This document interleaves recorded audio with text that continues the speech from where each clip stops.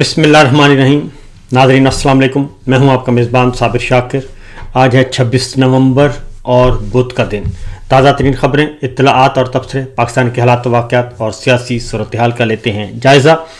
ایک دن صرف باقی ہے آخری بال، آخری اوور کی آخری بال. آخری دن چل رہا ہے. کل 27 نومبر ہے اور ساحر شمشاد مرزا صاحب 4 star general chairman joint chief of staff committee اپنے عہدے سے ریٹائر ہو جائیں گے، باعزت ریٹائر ہو جائیں گے. اور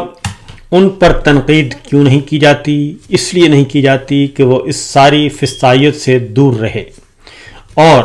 انہوں نے اپنی صرف پروفیشنل ذمہ داریاں ادا کیں،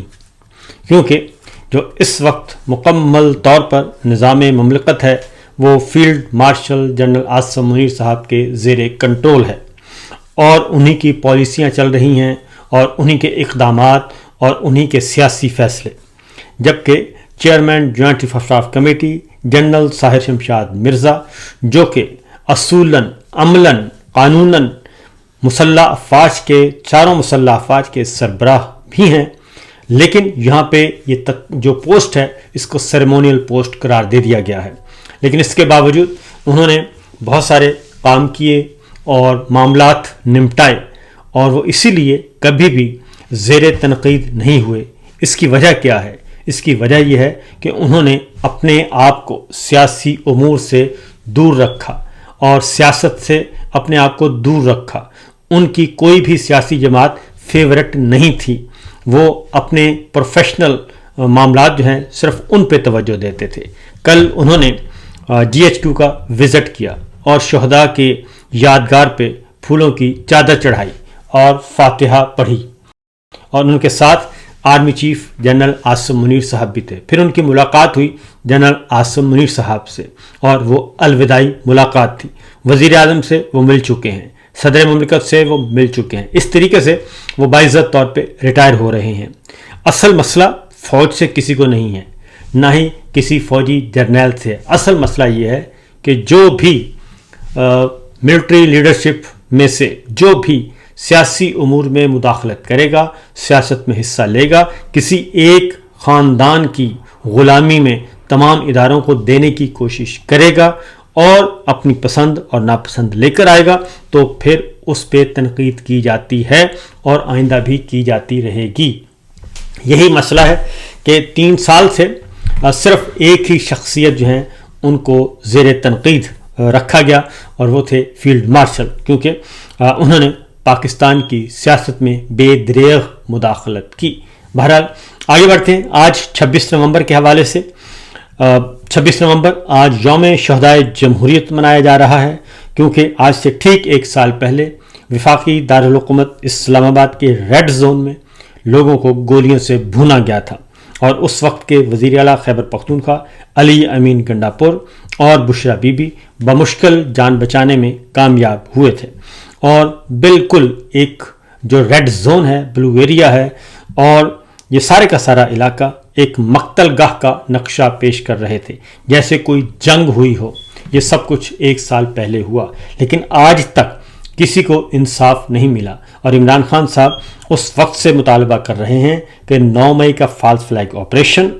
اور اس کے بعد جو 26 نومبر کا قتل عام، اس پہ باقاعدہ طور پہ تحقیقاتی کمیشن بننا چاہیے اور وہ دیکھے کہ یہ سب کچھ کیوں ہوا، کیسے ہوا. یہ تو ہے 26 نومبر کی ایک یادگار آج منائی جا رہی ہے اور یوم شہدائے جمہوریت جو اس وقت شہید ہوئے تھے ان کی یاد میں. اگلی خبر یہ ہے کہ آج منانے کا اعلان کیا گیا ہے اور سلمان اکرم راجہ صاحب نے یہ کہا ہے کہ 26 نومبر 1 سال مکمل ہو رہا ہے اور ہم اپنے آئینی حقوق کے لیے اسلام آباد پہنچے تھے اور ایک مصنوعی جابر حکومت نے ہمارے نوجوانوں، بہنوں اور بھائیوں پر گولیاں چلائیں اور ہم وہ مناظر نہیں بھولے. شہداء کی لاشیں، سینکڑوں زخمی، یہ سب دلوں پر نقش ہیں. ایسا ہی ہے کیونکہ اسی لیے شاید استثناء بھی لیا جا رہا ہے کہ ہمیں استثناء دے دیا جائے اور ان سے صرف نظر کیا جائے. اور یہ سب کچھ گولی کیوں چلائی؟ گولی صرف اس لیے چلائی کہ جعلی نظام کے خلاف پاکستان کے عوام آئے تھے اور اپنا عوامی مینڈیٹ جو 8 فروری 2024 کو چوری ہوا تھا وہ واپس لینے آئے تھے، لیکن انہیں گولیوں سے بھون دیا گیا۔ تو یہ سلسلہ آج تک جاری ہے، اور اس کے بعد پھر مرید کے بھی ہوا، اور اس سے پہلے آزاد کشمیر بھی ہوا۔ کل اڈیالہ جیل میں بھی عمران خان صاحب سے ایک بار پھر ملاقات نہیں کرنے دی گئی، اور علیمہ خان صاحبہ نے ایک انکشاف کیا ہے، اور انہوں نے کہا ہے کہ 25 دن ہو گئے عمران خان صاحب سے کسی کی ملاقات نہیں ہوئی، نہ کسی بہن کی، نہ کسی وکیل کی، اور نہ ہی کسی پارٹی لیڈر کی۔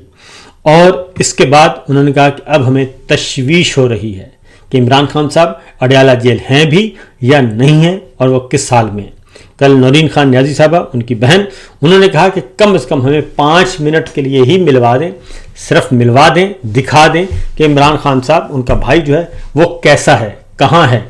اور کس حال میں ہے، صرف یہ بتا دیا جائے، یہ دکھا دیا جائے۔ ہم اور کچھ نہیں، ہم صرف خیریت دریافت کرنے کے لیے آتے ہیں، وہ ہمارا بھائی ہے۔ تو کل اچھا خاصا وہاں پہ بھی احتجاج ہوا، سینکڑوں نہیں ہزاروں لوگ آئے، اور آہستہ آہستہ لوگوں کی تعداد بڑھتی جا رہی ہے اڈیالہ جیل کے باہر۔ اور پھر وزیر اعلیٰ خیبر پختونخوا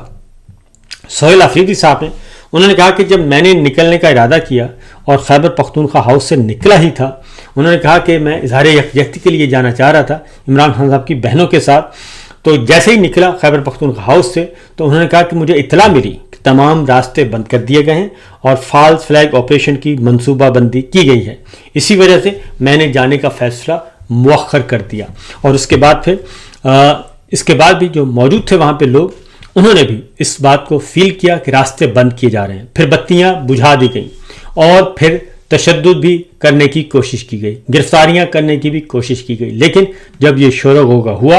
اور جب لوگوں کی تعداد بڑھنے لگی تو تب جا کر ان کے حوصلے پست ہوئے، اور پھر اس کے بعد یہ مذاکرات پر آمادہ ہوئے، اور پھر مذاکرات کے نتیجے میں انہیں وہاں سے کہا گیا کہ جی آپ کو ہم اگلی جمعرات کو ہم ملاقات کروا دیں گے، اور یہ وعدہ کیا گیا، اور وہاں سے پھر رات تقریباً 1 بجے یہ سلسلہ ختم ہوا۔ پھر ایک اور مسئلہ بھی ہوا، جب یہ خبر پھیلی تو اس کے بعد عالمی ذرائع ابلاغ نے اس طرف جانے کا ارادہ کیا، اور ان میں سے ایک الجزیرہ ٹیلی ویژن اور دیگر غیر ملکی ذرائع ابلاغ وہ اڈیالہ جیل کے باہر پہنچ گئے،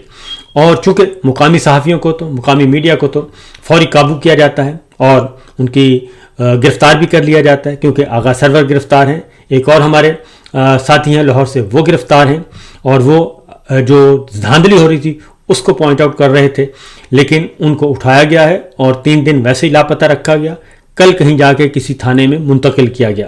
تو یہ کرتے رہتے ہیں، لیکن عالمی ذرائع ابلاغ پہ ان کا نہیں چلتا بس، اس لیے الجزیرہ کی خاتون رپورٹر وہاں پہ پہنچی اور کیمرے سمیت پہنچی، اور وہاں سے نشریات کا آغاز کر دیا۔ جیسے ہی نشریات کا آغاز کیا تو اس کے بعد پھر جان کے لالے پڑے، اور اس کے بعد پھر مذاکرات پہ بھی آمادہ ہو گئے، اور وہاں پہ حصار ختم کیا، اور رہنماؤں کو اور کارکنان کو جانے دیا گیا۔ کل کافی اچھا ماحول تھا وہاں پہ، اور پاکستان تحریک انصاف کی لیڈرشپ موجود تھی، متحدہ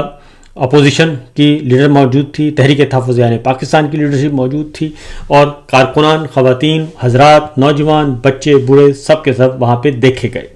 اس کے بعد ہے جی اگلی خبر، کیونکہ یہ فالس فلیگ آپریشن جو ہے یہ 9 مئی کا بھی ایسا ہی کیا گیا تھا، اور میں سمجھتا ہوں کہ سہیل آفریدی نے نہ جانے کا فیصلہ درست کیا، کیونکہ ان پہ کسی قسم پہ بھروسہ نہیں ہے۔ 26 نومبر کو بھی 1 سال پہلے یہی کچھ ہوا تھا، اور علی امین گنڈاپور اور بشرا بی بی اور کئی رہنما بمشکل بچے تھے، اور پھر نشانہ لے کر مارا گیا، اور اس کی نشاندہی اس سے پہلے اعلان کر دیا گیا تھا عطا تارڑ صاحب نے اور محسن نقوی صاحب نے کہ 5 منٹ کی مار ہے یہ، اور ہم گولیوں کا چھٹا ماریں گے اور رینجرز کو حکم دیں گے 5 منٹ کے اندر اندر ہم صاف کروا لیں گے۔ تو بہرحال یہ سب کچھ ہوا۔ اس کے بعد جی اگلی خبر جو ہے وہ ہے D G I S P R پہلے آتے تھے دھڑلے سے اور ٹیلی ویژن چینل پہ آتے تھے، یعنی کہ ان کی پریس کانفرنس جو ہوتی تھی وہ لائیو دکھائی جاتی تھی، ایز لائیو یا لائیو دکھائی جاتی تھی، اور یہ ہم نے دیکھا۔ لیکن پشاور میں وہ گئے، اور جہاں جاتے ہیں کوئی نہ کوئی ایسا کھچ مار کے آتے ہیں کہ اس کے بعد پھر درقت بنائی جاتی ہے، اور وہ اپنے ادارے کے لیے بھی باعث سے ندامت بنتے ہیں، کیونکہ ابھی تک ان کو 3 سال سے ان کو پاس نیریٹو کوئی نہیں ہے، اور جو نیریٹو بنانے کی کوشش کرتے ہیں وہ ٹھیک 30 منٹ کے اندر اندر اس کا حلیہ ہے جو اس کا ٹائٹ کر دیا جاتا ہے اور حشر نشر ہو جاتا ہے۔ اس لیے اب ایک اور طریقہ نکالا گیا ہے، اور وہ یہ ہے کہ اب آف دا ریکارڈ گفتگو کی جاتی ہے، بغیر کیمرے کے بلایا جاتا ہے، گپ شپ لگائی جاتی ہے انفارمل، لیکن اس میں بھی وہ ایسی باتیں کر جاتے ہیں کہ کوئی بھی ان کو ڈیفینڈ نہیں کر سکتا۔ کل بھی انہوں نے ایسا ہی کیا، اور ایک ان میں سے چھوٹی چھوٹی خبریں ہیں آپ کو بتاتا ہوں کہ انہوں نے کہا جی کہ نان کسٹم پیڈ گاڑیاں جو ہیں ان پہ فوری پابندی عائد کر دینی چاہیے، کیونکہ دہشت گردی کے بہت سے واقعات میں نان کسٹم پیڈ گاڑیاں استعمال ہوئیں۔ اب سوال یہ پیدا ہوتا ہے کہ نان کسٹم پیڈ گاڑیاں کہاں سے آتی ہیں، کون لے کر آتا ہے اور کون لانے دیتا ہے؟ یہ نہ ہی بحری راستے سے آتے ہیں کہ ہم پاک بحریہ کو پوچھیں کہ جناب یہ کیسے آ گئیں، نہ ہی فضائی راستے سے آتی ہیں کہ ہم فضائیہ سے پوچھیں کہ آپ نے کیوں نہیں روکا، فضائی حدود کی جو ہے خلاف ورزی آپ کے ذمے تھی۔ یہ آتی ہیں زمین سے، یہ افغانستان سے آتی ہیں، یہ ایران سے آتی ہیں۔ اب افغان بارڈر پہ کون بیٹھا ہے اور ایران بارڈر پہ کون بیٹھا ہے، اس کا آپ پوچھ لیں اور اس کے بعد آپ کو اندازہ ہو جائے گا۔ اور پھر یہ کہ صرف نان کسٹم پیڈ گاڑیوں کو دہشت گردی کا ذمہ قرار دینا یہ از خود ایک انتہائی کمزور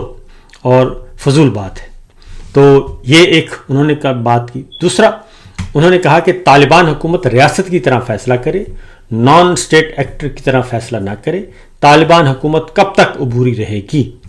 اب مسئلہ یہ ہے کہ وہ افغانستان کی حکومت ہے،